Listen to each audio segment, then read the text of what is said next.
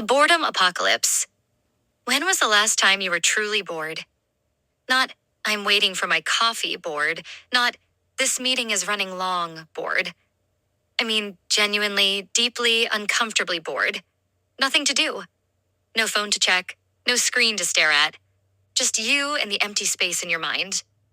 Can you even remember? What if I told you that boredom isn't a bug in human consciousness?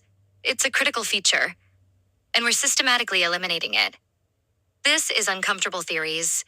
I'm your host, Janet Robinson. Act 1. The Function of Boredom. Here's what we know about boredom that most people don't understand. Boredom isn't your brain being lazy. It's your brain desperately trying to do its job. According to neuroscience research, when you're bored, your brain enters what's called the default mode network, a state where different regions that normally don't communicate suddenly start talking to each other. The visual cortex connects with the language center. The emotional brain coordinates with logical reasoning. This is where creativity happens. A 2013 study at the University of Central Lancashire found that participants who completed boring tasks before creative exercises performed significantly better than control groups. Another study in 2014 demonstrated that boredom specifically enhances divergent thinking, the kind of mental flexibility required for brainstorming and problem solving. Lin-Manuel Miranda conceived Hamilton while bored on a beach vacation, reading a biography with nothing else to do. Agatha Christie credited boredom as her primary source of inspiration. Choreographer George Balanchine said his best ideas came while doing laundry. Because when you're understimulated, your brain fills the void by generating novel connections. It explores possibilities. It wanders into territory it would never reach if you were constantly feeding it external input. Boredom is creative incubation. But here's the problem. We've declared war on it. Act 2. The Elimination. Think about your daily life. How many moments of genuine boredom do you experience? You wake up, check your phone. Waiting for coffee? Check your phone. Commuting? Podcast or music. Lunch break? Scroll social media? Waiting in line? Email? Bathroom? You know you're on your phone. Before bed? One more episode, one more video, one more scroll. We spend fewer than 4 seconds on each web page. Only 4% of web content holds our attention longer than 10 minutes. According to recent studies, the average person checks their phone 85 times per day. Some surveys report over 200 times. 91% of people report never leaving home without their phones. 46% say they couldn't live without them. We've engineered every micro moment of potential boredom out of existence. And it's not accidental. Tech companies employ teams of psychologists specifically to make their apps as addictive as possible. Every notification, every autoplay, every infinite scroll is designed to capture and hold your attention. The apps exploit your brain's dopamine system. Every new piece of content triggers a small dopamine hit, the same neurochemical reward you get from food, sex, or discovering something that might help you survive. Your brain evolved to reward you for seeking new information because in prehistoric times, learning where predators hunt or when fruit ripens could save your life. But now that system is being hijacked. You're getting dopamine hits from TikTok videos and Twitter arguments instead of genuine discovery. And here's what's terrifying. Your brain adapts. Act 3. The Rewiring. Studies using fMRI scans have found that excessive smartphone use physically changes brain structure. Reduced gray matter volume in the prefrontal cortex, the part responsible for decision-making and impulse control. Increased activity in the amygdala, the emotional processing center that drives impulsive behavior and stress responses. In other words, constant stimulation makes you worse at controlling your impulses and more emotionally reactive. The prefrontal cortex, your brain's executive function center, literally shrinks when you're constantly switching between tasks and chasing new stimuli.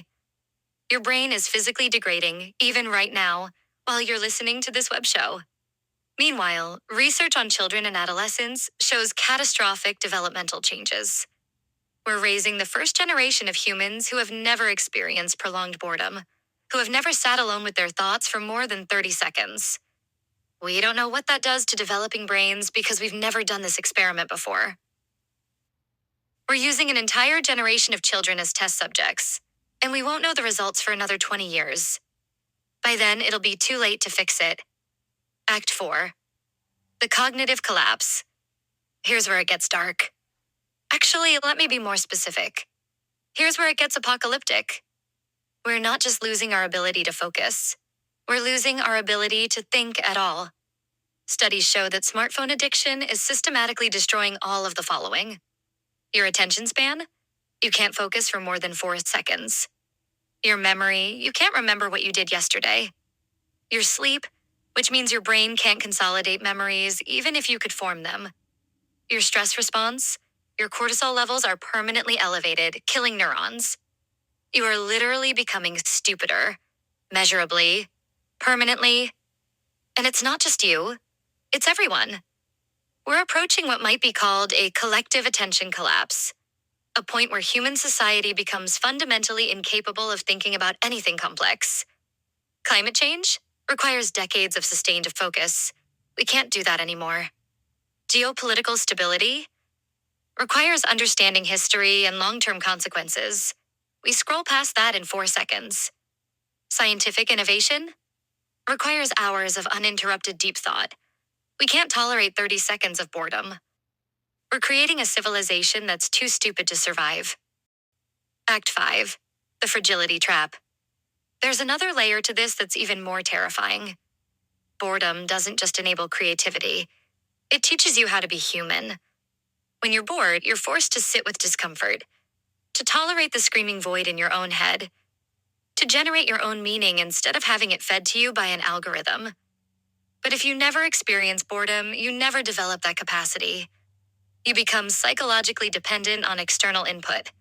A mental junkie who needs constant novelty, constant validation, constant distraction just to feel normal. The moment you're alone with your thoughts, it feels like torture. So you reach for your phone. Always. Compulsively. Because being alone in your own mind has become intolerable. You know what else causes that same reaction? Solitary confinement. Research shows that isolating people with no external stimulation is one of the most psychologically damaging experiences a human can endure. It causes lasting trauma, permanent psychological damage. But we're creating a generation that experiences that same existential panic after 30 seconds without a screen. We've turned normal human consciousness into a punishment. And here's what keeps me up at night. It might be permanent. If you raise children who never develop the neural architecture for sustained attention, for tolerating their own thoughts, for generating internal meaning, can they learn it as adults? Or have we locked them into a state of permanent psychological dependency? Because brain plasticity peaks in childhood. Neural pathways that don't form during critical developmental windows often can't form later.